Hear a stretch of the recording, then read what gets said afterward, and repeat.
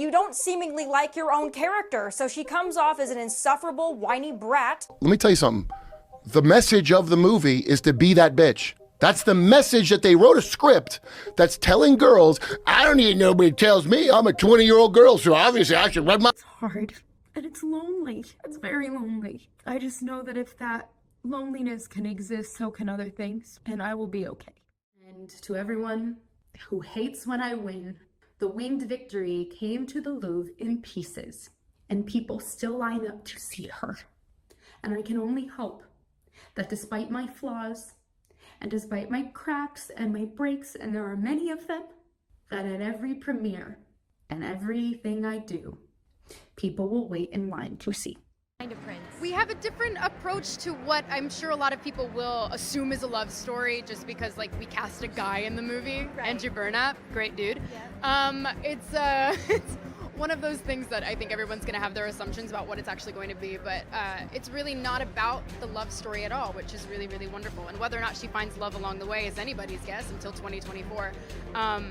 All of Andrew's scenes could get cut. Who knows? It's how things I've said, I don't absolve myself from that. I'm not sitting here being like, I'm 21, please forgive me. Like, the stupid shit I've said and done is stupid. But I just want to say, in my personal life, I intend to move forward with a lot more grace for myself. As I grow, there is a lot that I don't know, and I won't know it until I learn it, until I feel it, until I understand it, until I can see it in my hands and say, I am not broken. I am just learning. My break is not my end. Rachel Zegler breaks down as no one shows up for her London stage debut. Rachel Zegler just faced the kind of heartbreak no actor ever wants to experience. A silent stage, a sea of empty seats, and a reputation that feels heavier than ever. This isn't a meme. This isn't a Twitter joke. It's very real, live, painfully public. After the media storm that was Snow White, Zegler had hoped her lead role in the Evita revival would mark her redemption arc. But instead of applause and standing ovations, she's met with silence. And a lot of questions. This was supposed to be her big moment. Evita, one of the most iconic musicals of all time, the London Palladium, 2,286 seats, a venue that's seen legends, and yet it's crickets.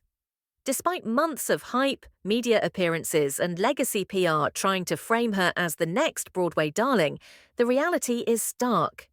Ticket sales are tanking. In some cases, tickets are going for under €30. That's unheard of for a show of this scale. And still, no one's coming. And it's not just nerves, it's deeper than that. The regret is visible. You can sense it in every red carpet interview. The lingering shadow of her woke Snow White comments still haunts her. It's like she's carrying a PR ghost that just won't go away. The backlash hasn't faded. If anything, it's grown stronger, louder, more persistent.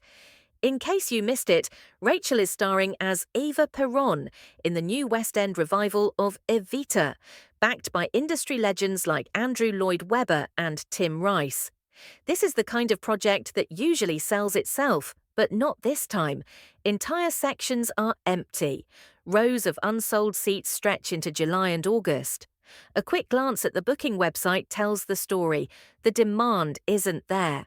And it's not just disappointing, it's humiliating. On TikTok, the narrative's even weirder. Clips from the Met Gala show her being cheered on, while her co-star Gal Gadot, who stayed entirely out of the Snow White drama, is being criticised. It's like the internet can't decide what to feel anymore. But theatre audiences? They've made up their minds, and their message is brutal. They're just not interested. And it's not just about one bad press cycle or a slow week in ticket sales.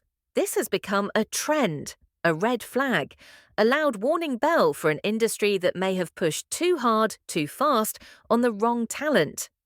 Before Evita, Zegler's career was already on shaky ground. Snow White had become a symbol, not of progress but of misfire. Critics and fans alike slammed it, not just for the content, but for the attitude behind it. Her comments mocking the original film, calling the prince a stalker, dismissing the classic fairy tale charm, They hit a nerve, and the internet never forgets. Let's not sugarcoat it. Snow White was a financial disaster. A box office take of $200 million sounds impressive, until you realize Disney allegedly spent around $600 million in total. That kind of loss doesn't just hurt, it ripples. There's talk that the studio quietly shelved a planned Tangled remake because of the fallout. One misstep led to a domino effect, and Rachel Zegler was at the center of it. Which brings us back to Evita. This show was meant to be a fresh start, but how can you reboot your image when the audience isn't even showing up to see it? Some fans are even questioning whether the early claims of $4 million in ticket sales were nothing more than a PR stunt. Because right now, you can still grab front row seats for multiple nights. If millions were really sold in advance, why is it so easy to find empty rows? This isn't just about Rachel anymore, it's about the system that tried to force her into stardom. Hollywood saw one breakout performance in West Side Story and decided she was the one. They gave her lead roles, magazine covers, talk show spots, all before she'd earned the audience's trust. And now the consequences are unfolding in real time. Because theatre doesn't lie. There's no editing, no digital audience padding, no clever marketing to cover it up. If people don't buy tickets, you're on stage performing to ghosts, and that's where Rachel is now, night after night, under the lights, hoping the seats fill up. But they don't, and here's the part no one wants to admit. Maybe the audience doesn't hate her. Maybe they're just tired of being talked down to. Rachel's interviews, full of condescension and overcorrection, never landed well. People didn't see passion, they saw lectures. And once that perception is locked in, it's hard to shake. Some blame her attitude, others blame the PR machine around her.